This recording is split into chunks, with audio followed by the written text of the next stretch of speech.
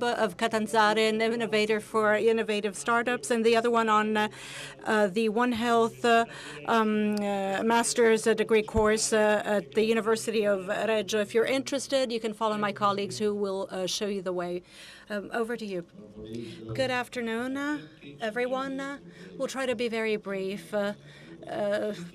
On account of this terrible summer heat. This gathering has come to an end, and the conclusion was very well regarded by all the participants in this international G7 meeting. Unanimously, we approved a document which represents a very strong stance, taken also from a technical standpoint, very detailed on the commercial policies, how to foster and favor trade based on level playing field principles.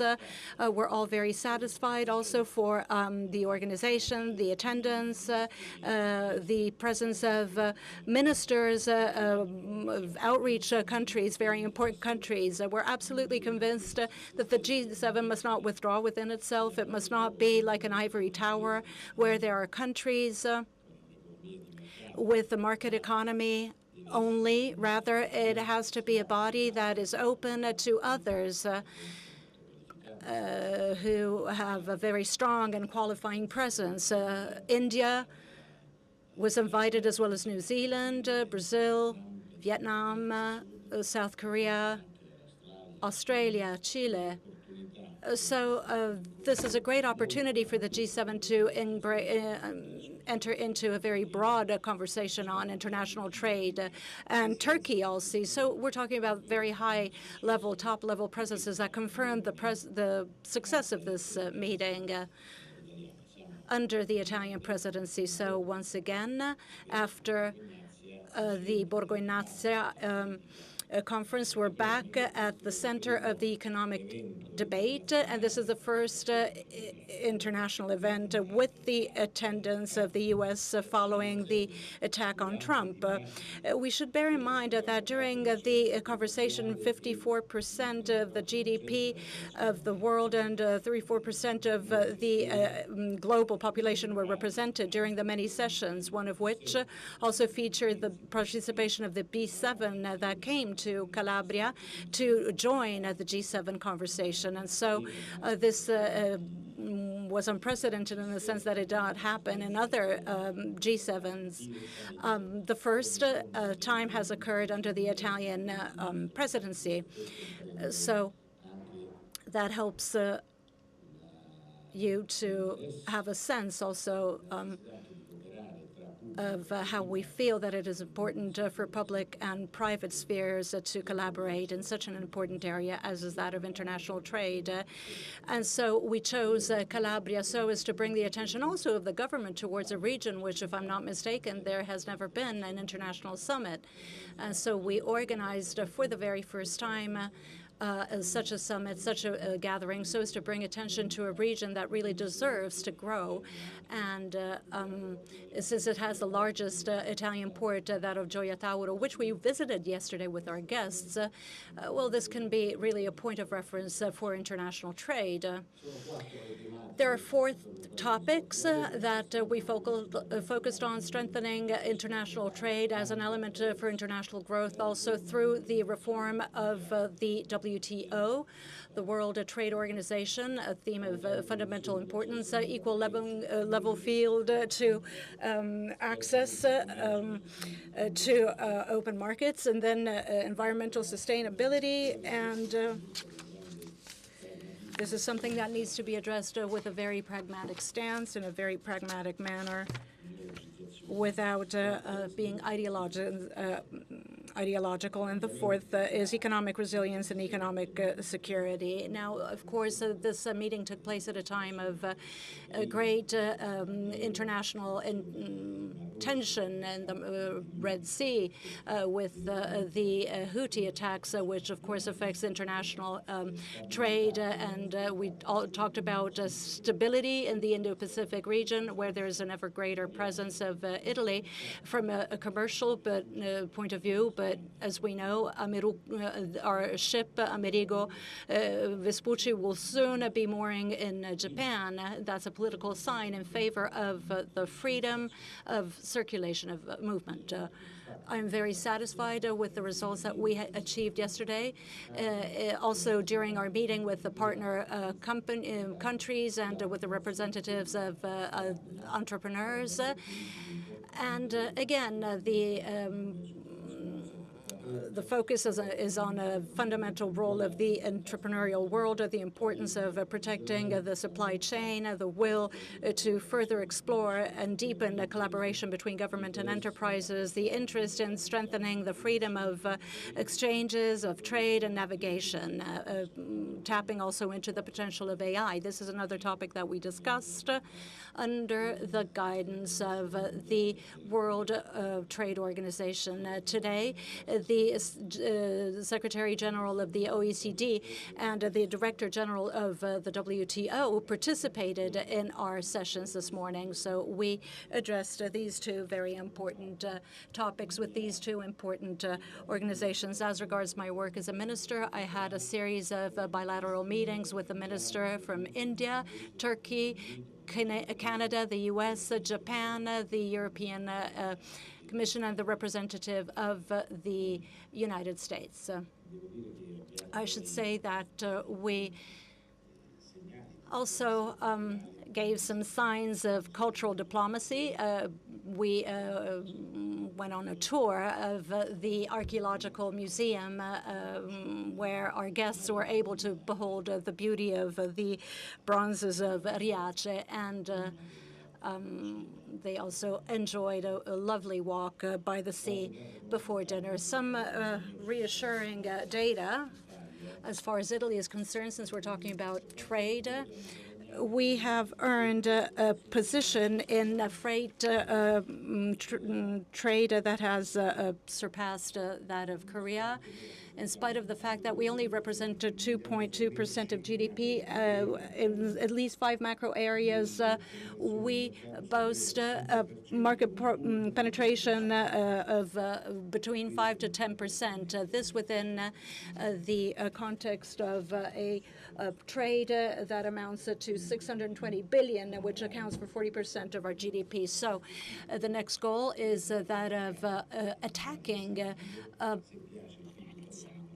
Italian sounding.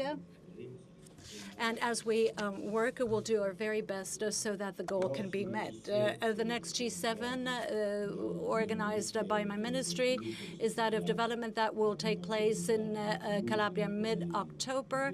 And the very last one, excuse me, in Pescara, I stand corrected. And the one on foreign affairs in November in Fuji. The first question, Simone Bagnacani from Rai News. Salve Ministro, avete discusso della riforma dell'organizzazione. You've discussed the reform of the WTO. I'd like to understand what results you have achieved, if a new approach could also be not favorable to the growth of duties that we have been seeing in many parts of the world. The debate is still ongoing. We all said that the WTO must introduce rules that are in line with the changing situation. They're a little bit obsolete. For sure, we are working to reduce the use of duties and tariffs unless they are indispensable in order to ensure reciprocity. Marco Innocenti, Furina, TBR, Calabria. Mr. Minister, one of the key characters in these 2 days was the port of Gioia Tauro. We went and visited the port with the entire delegation. However, the back door to this port is perhaps underused and not too many investments are made there. Have you recorded any interest on the part of the foreign partners who were here? Well, the trade ministers, who are our interlocutors, they visited Gioia Tauro for sure. We discussed this with representatives from the B7, and I hope that having had the opportunity to shine a spotlight on Calabria and, Gioia Tauro could bode well for future interest from foreign investors. Marcello Campo Ansa. Good afternoon. Today, especially in Europe, well, people are focused on the future, basically. and tomorrow, more specifically. You know that the ECR group supporting Ursula von der Leyen has quite often called for an extension to an opening to the Conservatives. What do you think will happen tomorrow? Well, I hope that Madame von der Leyen will be elected President of the European Commission, and Forza Italia, as we have been saying since the Bucharest conference, will vote for the candidate of the European People's Party. For sure, the policies put in place by the European Commission will be different compared to the first few years of the prior Commission, especially insofar as the environment is concerned. There are several representatives from the EPP in Parliament, and then we also have to consider the Democratic Party bloc. But if we think about the Green Deal and the fight against climate change, well, this does not mean giving up on fighting climate change or being climate change denialists. Not at all. We need to fight climate change by reaching actual results, not fuzzy results, and always taking into due account of the social issues that are attached to this. Unless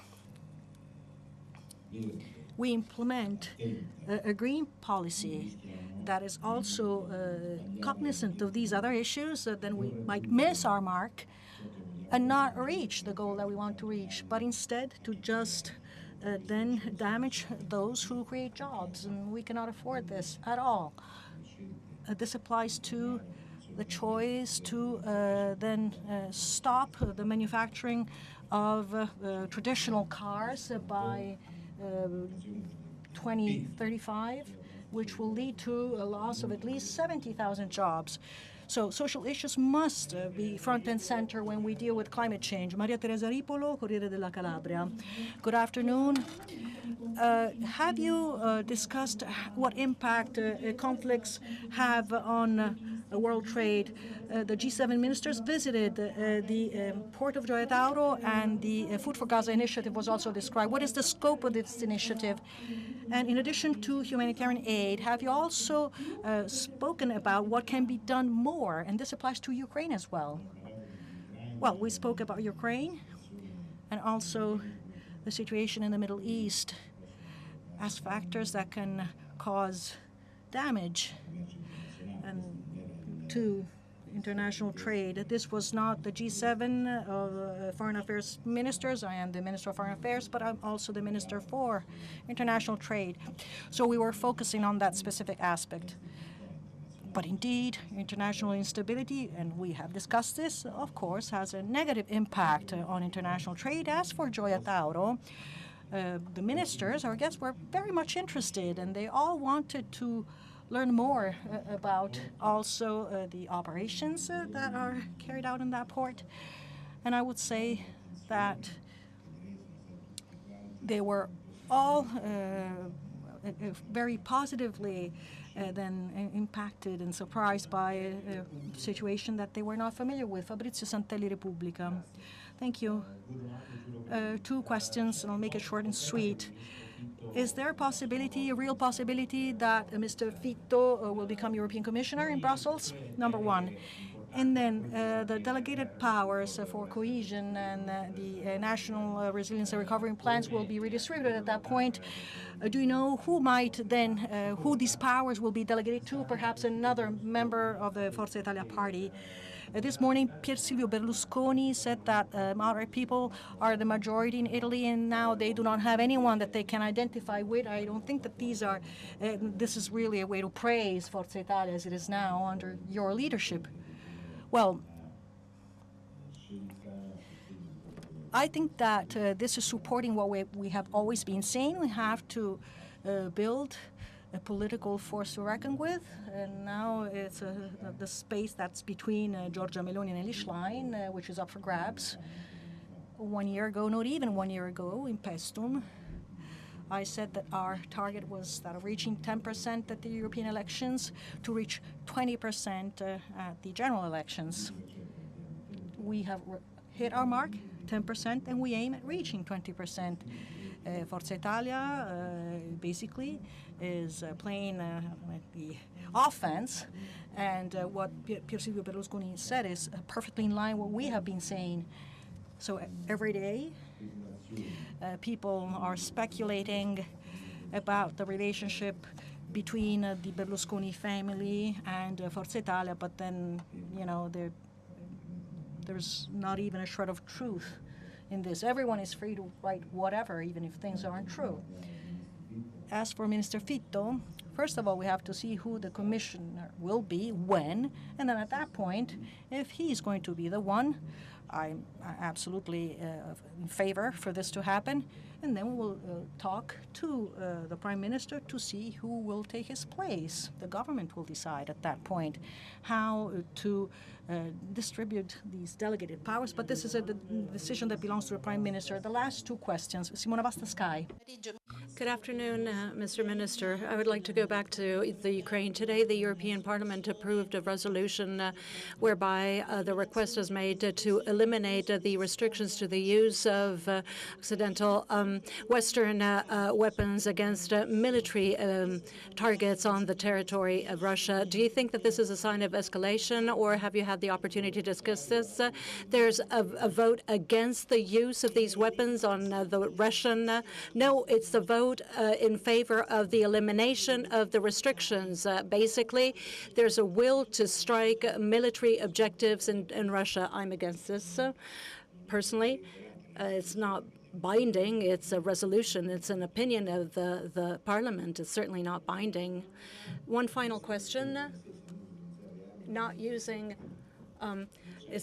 we're not in war against Russia, right? And neither is NATO. Massimo Clausi, La Quattro. Good afternoon. I'd like to go back to the port.